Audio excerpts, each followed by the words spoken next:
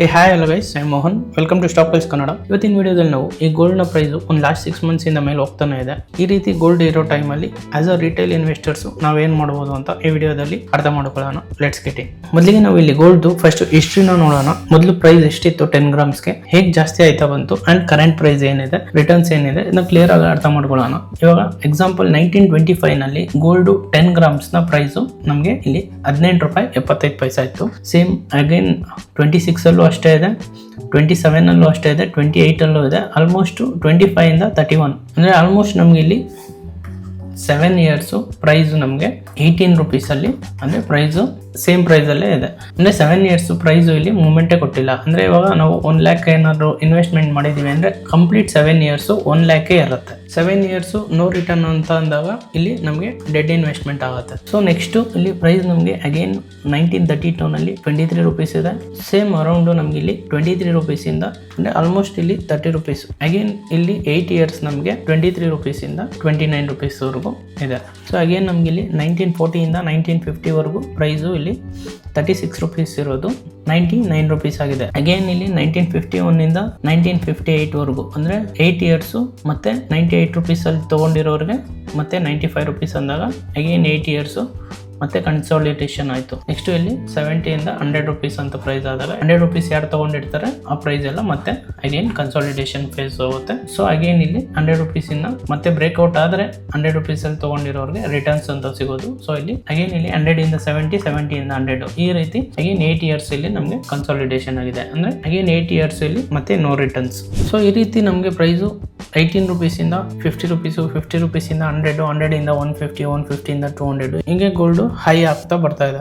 ಇವಾಗ ನಾವು ಎಕ್ಸಾಂಪಲ್ 1973 ಅಲ್ಲಿ 278 rupees ಇದೆ ಪ್ರೈಸು. ಇಲ್ಲಿ ಸಡನ್ ಆಗಿ 506 rupees ಆಗಿದೆ. ಅಂದ್ರೆ ಒಂದೇ ವರ್ಷದಲ್ಲಿ ನಮ್ಗೆ ಇಲ್ಲಿ ಆಲ್ಮೋಸ್ಟ್ 80% ರಿಟರ್ನ್ ಆಯ್ತು. ಅಂದ್ರೆ 270 rupees 80 rupees ಅಲ್ಲಿರೋ ಗೋಲ್ಡ್ 506 rupees ಅಂದ್ರೆ ಒನ್ ವೇ ರ್ಯಾಲಿ ಆಗಿರುತ್ತೆ ಸ್ಟಾಕು. ಅಗೇನ್ ಇಲ್ಲಿ ನಮಗೆ ನೆಕ್ಸ್ಟ್ ಇಯರ್ 540 ಹೋಗಿದೆ. ಅಗೇನ್ ಒಂದು 10-15% ಅಂತ ಅನ್ಕೊಳ್ಳೋಣ. ಅಗೇನ್ ನಮ್ಗೆ ಇಲ್ಲಿ ನೆಕ್ಸ್ಟ್ ಇಯರ್ 432 rupees ಹೋಗಿದೆ. ಇವಾಗ ಇಲ್ಲಿ ಯಾರ್ಯಾರು 500 rupees 520 rupees ಬೈ ಮಾಡಿರ್ತಾರೆ ಅಗೇನ್ ಇಲ್ಲಿ 76 ಅಲ್ಲಿ 77 ನಲ್ಲಿ ಈ 2 to 3 years ಏನಿದೆ ಇದು ಕನ್ಸಾಲಿಡೇಷನ್. ಅಂದರೆ ಈ ಪ್ರೈಸಲ್ಲಿ ಬೈ ಮಾಡಿರೋರಿಗೆ next 3-4 years no returns. So ಅದೇ ರೀತಿ ನಮಗೆ ಪ್ರೈಸ್ ಇಲ್ಲಿ 1980 ಅಲ್ಲಿ 1000 rupees ರೀಚ್ ಆಗುತ್ತೆ, 1330 ಆಗುತ್ತೆ. ಹಾಗೆ ಪ್ರೈಸು ಇನ್ಕ್ರೀಸ್ ಆಗ್ತಾ ಹೋಗ್ತಾ ಇರುತ್ತೆ. ನೆಕ್ಸ್ಟ್ ನಮಗೆ ಇಲ್ಲಿ ಇಂಪಾರ್ಟೆಂಟ್ ವಿಷಯ ನೋಡೋದಾದ್ರೆ ಇಲ್ಲಿ ಗಮನ ಇಟ್ಟು ನೋಡಿ. ಸೊ ಇಲ್ಲಿ ಪ್ರೈಸು ಕನ್ಸಾಲಿಡೇಷನ್ ಆಗ್ತಾ ಇದೆ, ಮೇಲೆ ಹೋಗ್ತಾ ಇದೆ, ಕನ್ಸಾಲಿಡೇಷನ್ ಆಗ್ತಾ ಇದೆ, ಮೇಲೆ ಹೋಗ್ತಾ ಇದೆ. ಅಂದ್ರೆ ಇಲ್ಲಿ ಪ್ರತಿಯೊಂದು ರ್ಯಾಲಿನೂ ಒಂದಷ್ಟು ಕನ್ಸಾಲಿಡೇಷನ್ಗಳಾದ್ಮೇಲೆ ಪ್ರೈಸು ರ್ಯಾಲಿ ಆಗ್ತಾ ಇದೆ. ಯಾರ್ಯಾರು ಈ ಪ್ರೈಸ್ ನಲ್ಲಿ ಬೈ ಮಾಡ್ತಾ ಇದಾರೆ ಅವರು ಒಂದಷ್ಟು ವರ್ಷ ಸ್ಟೆಕ್ ಆಗ್ತಾ ಇದಾರೆ. ಆಲ್ಮೋಸ್ಟ್ ನಮಗೆ 4 years 5 years ಈ ರೀತಿ ಕನ್ಸಾಲಿಡೇಷನ್ ಅಲ್ಲಿ ಇದೆ ಪ್ರೈಸು. ಅಂದ್ರೆ ಯಾವ ಪ್ರೈಸ್ ತಗೊಂಡಿರ್ತಾರೆ ಅದೇ ಪ್ರೈಸು ಒಂದಷ್ಟು ವರ್ಷ ಅದೇ ಪ್ರೈಸ್ ಇದೆ, ಅದಾದ್ಮೇಲೆ ಬ್ರೇಕ್ಔಟ್ ಆಗ್ತಾ ಇದೆ. ಸೊ ಪ್ರತಿ ಒಂದು ರ್ಯಾಲಿ ಆದ್ಮೇಲೆ ನಮ್ಗೆ ಇಲ್ಲಿ ಕನ್ಸಾಲಿಡೇಷನ್ 3 years 4 years ಈ ರೀತಿ ಒಂದಷ್ಟು ಕರೆಕ್ಷನ್ ಫೇಸ್ ಅಥವಾ ಕನ್ಸಾಲಿಡೇಷನ್ ಫೇಸ್ಗೆ ಹೋಗ್ತಾ ಇದೆ. ಇಲ್ಲಿ ಎಕ್ಸಾಂಪಲ್ ಅಗೇನ್ 1992 ಅಲ್ಲಿ ಪ್ರೈಸು ನಮ್ಗೆ ಇಲ್ಲಿ 4300 ಇತ್ತು. ಇವಾಗ ಅನ್ಕೊಳ್ಳೋಣ ಎ ಅನ್ನೋ ಇನ್ವೆಸ್ಟರ್ 1992 ಅಲ್ಲಿ 1 lakh rupees ಇನ್ವೆಸ್ಟ್ಮೆಂಟ್ ಮಾಡಿ 4300 rupeesಗೆ 10 grams ಗೋಲ್ಡ್ ನ ಬೈ ಮಾಡಿದ್ದಾರೆ ಅಂತ ಅನ್ಕೊಳ್ಳೋಣ. ಸೊ ಅದೇ ರೀತಿ ಇಲ್ಲಿ ಪ್ರೈಸ್ ನಮ್ಗೆ 2001 ಅಲ್ಲೂ 4300 ಇದೆ, 9 years ಆದ್ಮೇಲೂ 4300 ಇದೆ. ಅಂದ್ರೆ ಪ್ರೈಸ್ ನಮ್ಗೆ ಇಲ್ಲಿ 4300 ಇದ್ದಿದ್ದು ಮ್ಯಾಕ್ಸಿಮಮ್ ಹೋಗಿರೋದು ನಮ್ಗೆ ಇಲ್ಲಿ 5160 rupees.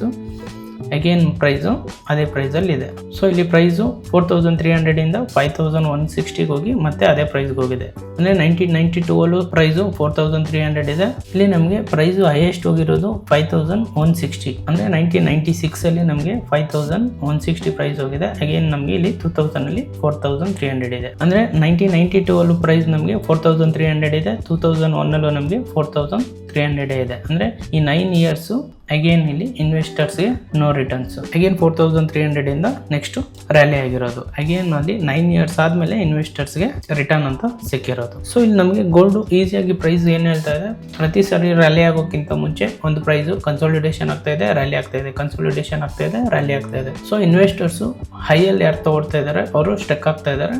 ಅದಾದ್ಮೇಲೆ ಒಂದಷ್ಟು ವರ್ಷ ಆದ್ಮೇಲೆ ಬ್ರೇಕ್ಔಟ್ ಆಗಿ ಅವ್ರಿಗೆ ರಿಟರ್ನ್ಸ್ ಅಂತ ಸಿಗ್ತಿರೋದು. ಇಲ್ಲಿ ಓವರ್ ಆಲ್ ಅಂತ ಗೋಲ್ಡ್ ನಮಗೆ ತಗೊಂಡಾಗ ಹಾಗೇನು ಗೋಲ್ಡ್ ಲಾಂಗ್ ಟರ್ಮ್ ಅಲ್ಲಿ ಅಪ್ ಟ್ರೆಂಡ್ ಇರೋದ್ರಿಂದ ನಮಗೆ ಗೋಲ್ಡ್ CAGR ಅಂತ ತಗೊಂಡಾಗ ನಮಗೆ ಮಿನಿಮಮ್ 12% ರಿಟರ್ನ್ಸ್ ನ ಕಂಟಿನ್ಯೂಸ್ ಆಗಿ ಕೊಡ್ತಾ ಬಂದಿದೆ. ಸೊ ಇಲ್ಲಿ ನಮಗೆ ಲಾಂಗ್ ಟರ್ಮ್ ಅಲ್ಲಿ ಗೋಲ್ಡ್ ನ ನಾವು ಯಾವಾಗ ತಗೊಂಡ್ರು year on year 12% return miss ಮಾಡದೆ ಕೊಟ್ಟಿದೆ. ಸೊ ಇಲ್ಲಿ ನಾವು ಗೋಲ್ಡ್ ನ ಚಾರ್ಟ್ ಅಲ್ಲಿ ನೋಡಿ ಪ್ರಾಕ್ಟಿಕಲ್ ಆಗಿ ಅರ್ಥ ಮಾಡ್ಕೊಳ್ಳೋಣ. 72 ಅಲ್ಲಿ ಪ್ರೈಸ್ 42, ಇದು ಡಾಲರ್ ಅಲ್ಲಿ ನೋಡ್ತಾ ಇದೀವಿ. $42 ಇರೋದು ಇಲ್ಲಿಂದ 273% ಅಂದ್ರೆ ಆಲ್ಮೋಸ್ಟ್ $200 ವಿತಿನ್ 2.5 ಇಯರ್ಸ್ ಅಲ್ಲಿ ಹೋಗ್ತಾ ಇದೆ. 1006 ಡೇಸ್ ಅಂದ್ರೆ ಆಲ್ಮೋಸ್ಟ್ ನಮಗೆ 2 to 3 ಇಯರ್ಸ್ ಆಯ್ತು. 72 ಅಲ್ಲಿ ನಮಗೆ ಪ್ರೈಸ್ ಬ್ರೇಕ್ಔಟ್ ಆಗಿದೆ. ಇಲ್ಲಿ ನಮಗೆ 74 ಅಲ್ಲಿ ಡಿಸೆಂಬರ್ ಅಲ್ಲಿ ಪ್ರೈಸ್ ಅಲ್ಲಿಂದ ಕೆಳಗಡೆ ಬೀಳ್ತಾ ಇದೆ. ಅಂದ್ರೆ ನಮ್ಗೆ ಇಲ್ಲಿ ಆಲ್ಮೋಸ್ಟ್ 3 ಇಯರ್ಸ್ ಅಲ್ಲಿ 288% ರಿಟರ್ನ್ ಕೊಟ್ಟಿದೆ. ಅಲ್ಲಿಂದ ಅಗೇನ್ ನಮಗೆ ನೆಕ್ಸ್ಟ್ 670 ಡೇಸ್ ಅಂದ್ರೆ ಆಲ್ಮೋಸ್ಟ್ 2 ಇಯರ್ಸ್ ಅಗೇನ್ 46% ಡೌನ್ ಆಗಿದೆ. ಇಲ್ಲಿ ಯಾರ್ಯಾರು $200 ತಗೊಂಡಿರ್ತಾರೆ ಅವ್ರಿಗೆ ನೆಕ್ಸ್ಟ್ 2.5 ಇಯರ್ಸ್ ವರೆಗೂ ನೋ ರಿಟರ್ನ್ಸ್. ಅಂದ್ರೆ ಈ ಪ್ರೈಸ್ ಅಲ್ಲಿ ತಗೊಂಡಿರೋರಿಗೆ ನೆಕ್ಸ್ಟ್ 2.5 ವರ್ಷವರೆಗೂ ನೋ ರಿಟರ್ನ್ಸ್ ಅಂತ ಆಯ್ತು. ಅದಾದ್ಮೇಲೆ ಈ ಪ್ರೈಸ್ ನಮ್ಗೆ ಬ್ರೇಕ್ ಆಗೋಕ್ಕೆ ಟೈಮ್ ತಗೊಂಡಿರೋದು ಇಲ್ಲಿಂದ ಇಲ್ಲಿಗೆ ನಮಗೆ ಇವಾಗ ಎಕ್ಸಾಂಪಲ್ ಯಾರು ನಮ್ಗೆ ಇಲ್ಲಿ $177 ಅಲ್ಲಿ ತಗೊಂಡಿರ್ತಾರೆ ಅನ್ಕೊಳ್ಳೋಣ ಗೋಲ್ಡ್.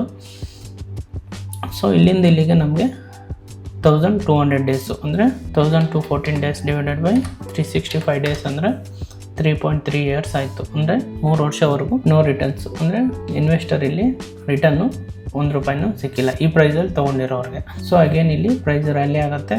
ಇಲ್ಲಿಂದ ಒಂದೇ ಸರಿ ಅಗೇನ್ 270% ಹೋಗಿದೆ. ಮತ್ತು ಅಗೇನ್ ಅಲ್ಲಿಂದ ಪ್ರೈಸು ರ್ಯಾಲಿ ಆಗಿರೋ 288% ಮತ್ತೆ ಇಲ್ಲಿ ನಮಗೆ 50% ಬಿದ್ದಿದೆ. ಸೊ ಅದೇ ರೀತಿ ನಮ್ಗೆ ಇಲ್ಲಿ ಅಗೇನು ಪ್ರೈಸು $900 ಇಂದ 88% ರ್ಯಾಲಿ ಆಗಿದೆ. ಮತ್ತೆ ಅಲ್ಲಿಂದ 50% ಬಿದ್ದಿದೆ. ಅಗೇನ್ ಇಲ್ಲಿ ಪ್ರೈಸ್ ಕನ್ಸಾಲಿಡೇಷನ್ ಆಗಿದೆ. ಮತ್ತೆ ಈ ಪ್ರೈಸ್ ನ ಬ್ರೇಕ್ ಆಗಿ ಇವಾಗ ಮತ್ತೆ ರ್ಯಾಲಿ ಆಗ್ತಾ ಇದೆ. ಸೊ ಇಲ್ಲಿ ನಮಗೆ ಪ್ರತಿ ಸರಿ ರ್ಯಾಲಿ ಆಗೋಕ್ಕಿಂತ ಮುಂಚೆ ಪ್ರೈಸ್ ಕನ್ಸಾಲಿಡೇಷನ್ ಆಗಿ ರ್ಯಾಲಿ ಆಗ್ತಾ ಇದೆ. ಅಂದ್ರೆ ಪ್ರೈಸು ಬಿಫೋರ್ ಮೂವ್ ಆಗೋಕ್ಕಿಂತ ಮುಂಚೆ ಇಲ್ಲಿ ನಮಗೆ ಕನ್ಸಾಲಿಡೇಷನ್ ಆಗಿ ಆಮೇಲೆ ರ್ಯಾಲಿ ಆಗ್ತಾ ಇದೆ. ಸೊ ಇಲ್ಲಿ ನಾವು ಯಾವಾಗೆಲ್ಲ ರ್ಯಾಲಿ ಆಗುತ್ತೆ ಆ ಟೈಮ್ ಅಲ್ಲಿ ತಗೊಂಡಾಗೆಲ್ಲ ರಿಟೇಲರ್ಸ್ ಸಿಗಾಕೊಳ್ಳೋ ಚಾನ್ಸಸ್ ಇರುತ್ತೆ. ಇದು USD ಇದೆ. ಇಂಡಿಯನ್ ಪ್ರೈಸ್ ಅಲ್ಲಿ ಒಂದ್ಸತಿ ಅರ್ಥ ಮಾಡ್ಕೊಳ್ಳೋಣ.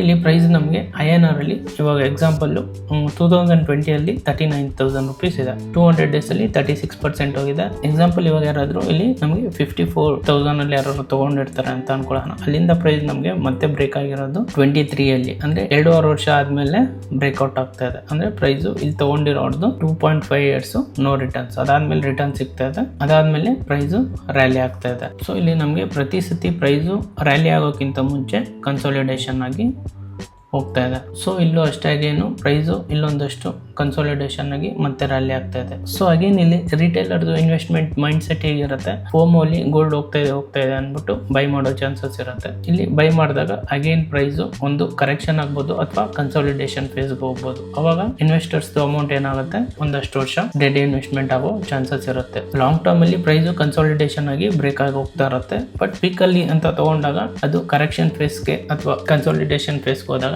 ಇನ್ವೆಸ್ಟರ್ಸ್ ಅಮೌಂಟ್ ಒಂದಷ್ಟು ವರ್ಷ ಏನಿರುತ್ತೆ ಅದು ಡೆಡ್ ಇನ್ವೆಸ್ಟ್ಮೆಂಟ್ ಆಗೋ ಚಾನ್ಸಸ್ ಇರುತ್ತೆ. ಇಲ್ಲಿ ಯಾವುದೇ ಒಂದು ಇನ್ಸ್ಟ್ರೂಮೆಂಟ್ ಅಲ್ಲೂ ಸ್ಟಾಕ್ ಆಗಿರ್ಬೋದು ಅಥವಾ ಬಾಂಡ್ಸ್ ಆಗಿರ್ಬೋದು ಅಥವಾ ಗೋಲ್ಡ್ ಸಿಲ್ವರ್ ಹೀಗೆ ನಮ್ಗೆ ಯಾವುದೇ ಒಂದು ಇನ್ಸ್ಟ್ರೂಮೆಂಟ್ ಅಲ್ಲೂ 90 ಡಿಗ್ರಿ ಅಪ್ ಆದಾಗ ನಮ್ಗೆ ಇಲ್ಲಿ ರಿಸ್ಕ್ ರಿವಾರ್ಡ್ ಪ್ರಾಪರ್ ಆಗಿ ಸಿಗಲ್ಲ. ಸೊ ಇಲ್ಲೇ ರಿಟೇಲರ್ಸ್ ಫೋಮೋ ಇಂದ ಎಂಟರ್ ಆಗೋ ಚಾನ್ಸಸ್ ಇರುತ್ತೆ. ಸೊ ಇಲ್ಲಿ ಪ್ರೈಸ್ ಒಂದು ರಿಜೆಕ್ಷನ್ ಆಗಿ ಅಥವಾ ಕನ್ಸಾಲಿಡೇಟ್ ಒಂದಷ್ಟು ವರ್ಷ ಸ್ಟಕ್ ಆಗೋ ಚಾನ್ಸಸ್ ಇರುತ್ತೆ. ಲಾಂಗ್ ಟರ್ಮ್ ಅಲ್ಲಿ ಅಗೇನ್ ಬ್ರೇಕ್ ಆದಾಗ ಮೇಲೆ ಹೋಗೋ ಚಾನ್ಸಸ್ ಇರುತ್ತೆ. ಬಟ್ ಕನ್ಸಾಲಿಡೇಷನ್ ಫೇಸ್ ಹೋದಾಗ ಇವಾಗ ನಾವು ಆಲ್ರೆಡಿ ಪಾಸ್ಟ್ ಹಿಸ್ಟ್ರಿ ಅಂತ ನೋಡಿದಾಗ ಒಂದಷ್ಟು ವರ್ಷಗಳ ಕಾಲ ಇನ್ವೆಸ್ಟರ್ಸ್ಗೆ ಡೆಡ್ ಇನ್ವೆಸ್ಟ್ಮೆಂಟ್ ಆಗಿದೆ, ಯಾವುದೇ ರಿಟರ್ನ್ಸ್ ಇಲ್ಲ. ಸೊ ಗೋಲ್ಡ್ ನ ಪ್ರೈಸ್ ಈ ರೀತಿ ಇದ್ದಾಗ ನಾವು ಆಸ್ ಅ ರಿಟೇಲರ್ ಆಗಿ ನಾವು ಏನ್ ಮಾಡಬಹುದು ಅಂತ ನೋಡಿದಾಗ ನಾವು ಇಲ್ಲಿ ನಮಗೆ ಗೋಲ್ಡ್ ನ ಬೀಸ್ ನ ಬೈ ಮಾಡೋದು ಬೆಸ್ಟ್ ಆಪ್ಷನ್ ಆಗಿರುತ್ತೆ.